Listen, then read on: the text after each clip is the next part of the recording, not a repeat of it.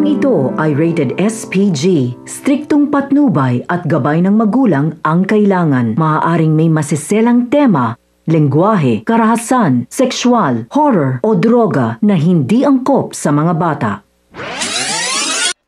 Mga kapamilya, narito ang mga dapat nating abangan sa FPG's Batang Quiapo.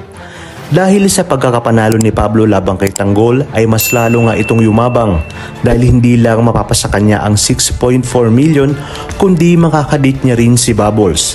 Sa kabila nito ay namomroblema naman si Boss Baste kung saan kukunin ang ganoong kalaking halaga ng pera. Humingi naman ng pasensya si Tanggol dahil hindi niya naipanalo ang laban.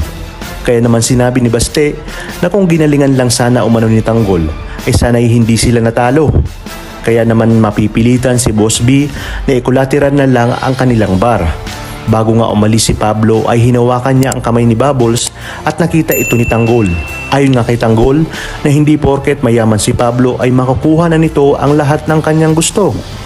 Kinabukasan nga ay mangyayari na ang date ni Bubbles at Pablo.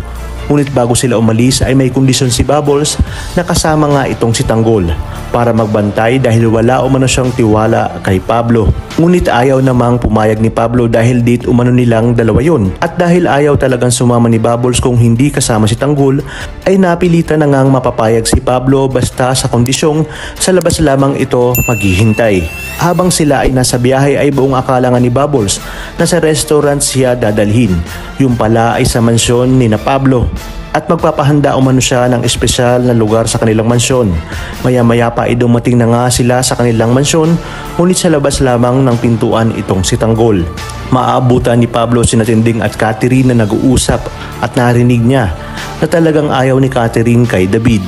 Nalaman nga ni Tinding na kapangalan ng kanyang apo ang tinutukoy ni Catherine na Jesus Nazareno. Kung kaya't nang marinig ito ni Pablo na sinabi ni Tinding na kapangalan ng kanyang apong si Tanggol ang Jesus Nazareno na yun, ay nagulat nga siya pati si Bubbles.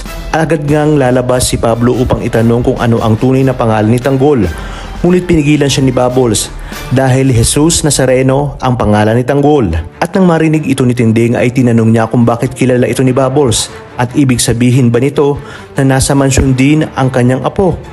Hindi naman nakasagot si Bubbles dahil ayaw niyang malaman ni Pablo ang kanilang nakaraan na sila ay mga ex-convict ni Tanggol. Hanggang sa bigla siyang hinila ni Pablo papalayo.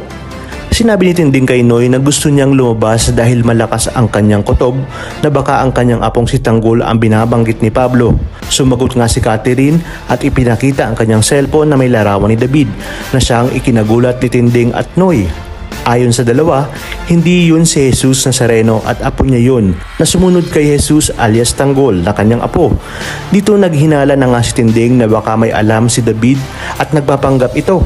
Lalo na nang malaman niyang Montenegro ang apelidong ginamit ni David. Kaya naman hindi na siya nagpapigil at lumabas na. At dito muli silang nagkita ng kanyang apong si Tanggol. Naging emosyonal ang dalawa at niyakap ng mahigpit ni Tinding ang kanyang apong si Tanggol. Talagang kapanapanabik ang mga susunod na tagpo sa teleseryeng ito. Kaya naman sabi-sabay natin itong pakaabangan. At kung bago ka pa lamang sa aking channel, ay sana'y huwag kalimutang mag-like at subscribe. Pindutin ang notification bell para updated kayo palagi. Maraming salamat sa inyong panonood at hanggang sa muli, kapamilya.